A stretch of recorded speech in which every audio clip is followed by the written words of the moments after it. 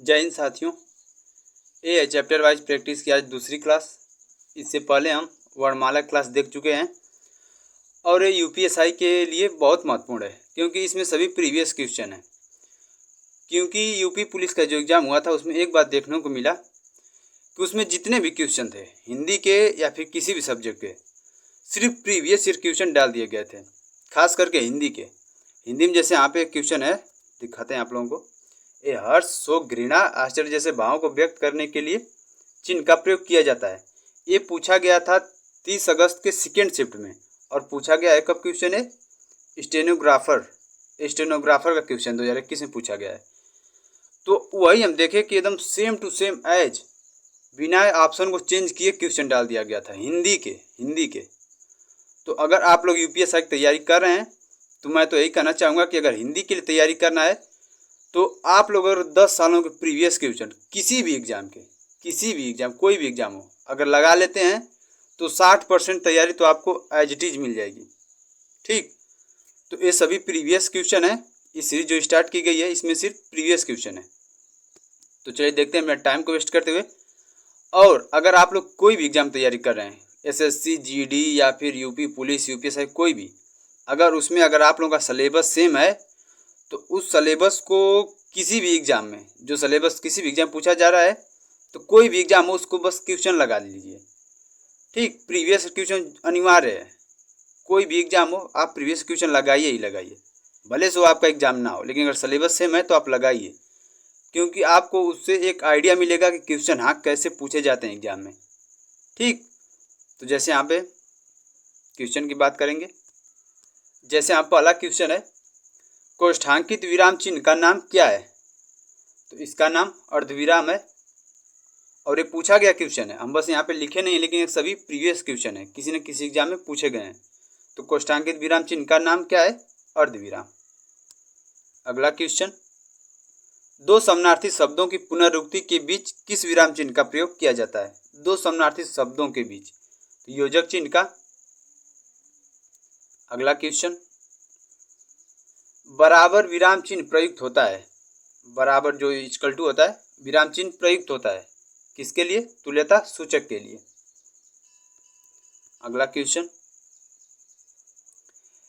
योजक, इसको योजक बोलते हैं, योजक विराम चिन्ह प्रयुक्त होता है, तो ये प्रयुक्त होता है संयोजक चिन्ह, इसे संयोजक चिन्ह बोलते हैं। अगला क्वेश्चन, निम्न में प्रश्नवाचक चिन्ह कौन सा है? तो प्रश्नवाचक चिन्ह है ये। अगला क्वेश्चन, निम्नलिखित में से निर्देशक चिन्ह कौन सा है? तो निर्देशक चिन्ह, ये निर्देशक चिन्ह, आप लोग पता होगा निर्देशक चिन्ह ऐसे दिखाया जाता है। अगला क्वेश्चन, निम्न में से कौन सा विराम चिन्ह का प्रकार नहीं है? विराम चिन्ह का प्रकार नहीं है, तो निर्देशक है, लाघव है, विवरण है, लेकिन उपदेशक नहीं है। अगला क्वेश्चन, दो समानार्थी शब्दों की पुनरुक्ति के बीच किस विराम चिन्ह का प्रयोग होता है? तो इसके लिए योजक चिन्ह का प्रयोग किया जाता है। अगला क्वेश्चन, निम्नलिखित चिन्हों में से पूर्ण विराम को पहचानिए। तो पूर्ण विराम, यही है पूर्ण विराम, ऐसे पूर्ण विराम। अगला क्वेश्चन, ओह बहुत कठिन समय आया है, दिए गए वाक्य में उचित विराम चिन्ह लगाइए। तो ओह के आगे क्या लगेगा? विस्मयादिबोधक, इसे विस्मयादिबोधक बोलते हैं। अगला क्वेश्चन, हे भगवान मेरी रक्षा करो, दिए गए विकल्पों में से सही का चयन कर रिक्त स्थान भरिए। तो इसमें अधिबोधक चिन्ह, हे भगवान। अगला क्वेश्चन, अरे वाह आपका आगमन तो आकस्मिक है, वाक्य में रिक्त स्थान पर किस विराम चिन्ह का प्रयोग किया जाएगा? तो इसमें अधिबोधक, अरे वाह। अगला क्वेश्चन, निम्नलिखित में से कौन अल्प विराम चिन्ह है? तो अल्प विराम कामा को बोलते हैं, कामा अल्प विराम चिन्ह। नेताजी ने कहा था तुम मुझे खून दो मैं तुम्हें आज़ादी दूंगा, इस वाक्य में कौन सा चिन्ह लगा है? ये जो पूछा गया यहाँ पे दो डबल इन्वर्टेड कामा, ये कौन सा चिन्ह है? तो इसे उद्धरण चिन्ह बोलते हैं। और अवतरण चिन्ह सिर्फ सिंगल इन्वर्टेड कामा, और डबल है तो उद्धरण चिन्ह। अगला क्वेश्चन, उद्धरण चिन्ह का प्रयोग कहाँ होता है? तो जब किसी के कथन को ज्यों का त्यों उद्धृत किया जाए, ठीक वहां पे प्रयोग किया जाए उद्धरण चिन्ह, डबल इन्वर्टेड कामा। अगला क्वेश्चन है, हंसपद किस विराम का एक और अन्य नाम है? हंसपद किसको, मतलब हंसपद किसका अन्य नाम है? तो त्रुटि विराम का। हंसपद त्रुटि विराम का अन्य नाम है। अगला क्वेश्चन, हर्ष, शोक, घृणा, आश्चर्य जैसे भावों को व्यक्त करने के लिए चिन्ह का प्रयोग किया जाता है। अब देखिए, जो क्वेश्चन था ये तो पहले पूछा गया स्टेनोग्राफर 2021 में, और ये पूछ लिया गया था यूपी पुलिस के 30 अगस्त के सेकेंड शिफ्ट में, एज इट इज एकदम, बिना ऑप्शन को चेंज किए, बिना लैंग्वेज को, एकदम सेम ऐसे ही। तो इसके लिए विस्मयादि बोधक का प्रयोग किया जाता है। अगला क्वेश्चन, मोहन आज घूमने जाएगा, उपयुक्त वाक्य में कौन सा विराम चिन्ह लगा है? तो पूर्ण विराम लगा है यहाँ पे। अगला क्वेश्चन, निम्नलिखित में से कौन सा विकल्प विराम भेद और उसके चिन्ह को सुमेलित नहीं करता?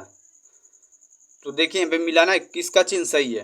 तो विराम चिन्ह पूर्ण विराम सही है, नहीं करता है तो पूर्ण विराम चिन्ह सही है, अल्प विराम का भी सही है, उद्धरण चिन्ह डबल इन्वर्टेड कामा ये भी सही है, लेकिन योजक चिन्ह इसका नहीं है। योजक चिन्ह का चिन्ह ऐसे होता है, ठीक। अगला क्वेश्चन, पूर्ण विराम का प्रयोग किया जाता है, तो वाक्य के अंत में पूर्ण विराम का प्रयोग किया जाता है। अगला क्वेश्चन, तुम कब आओगे, इस वाक्य में उचित विराम का प्रयोग करें। तुम कब आओगे, तो इसमें प्रश्नवाचक चिन्ह का प्रयोग होगा, प्रश्नवाचक चिन्ह। अगला क्वेश्चन, आहा तुम्हें पाकर कितना आनंद आ रहा है, वाक्य में उचित विराम चिन्ह का प्रयोग करें। तो इसके लिए विस्मयादि बोधक चिन्ह प्रयोग किया जाएगा। अगला क्वेश्चन, कबीर वाणी के डिक्टेटर थे, इस वाक्य में किस विराम चिन्ह का प्रयोग हुआ है? तो डबल इन्वर्टेड कामा है तो उद्धरण चिन्ह। अगला क्वेश्चन, संयोजक चिन्ह को किस अन्य नाम से जानते हैं? तो संयोजक चिन्ह को सामासिक चिन्ह के नाम से भी जानते हैं।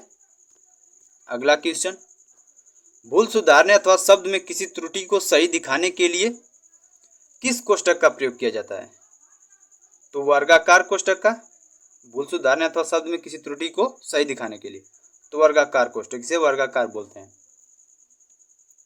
अगला क्वेश्चन है, विवरण चिन्ह को पहचाने, तो ये है विवरण चिन्ह आपका डबल बिंदी और यहाँ पे आगे योजक जैसा।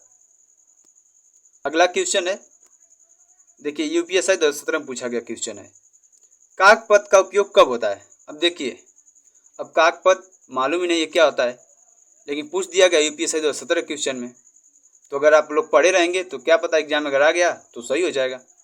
तो काक पद का उपयोग छूटे हुए अंश के लिए,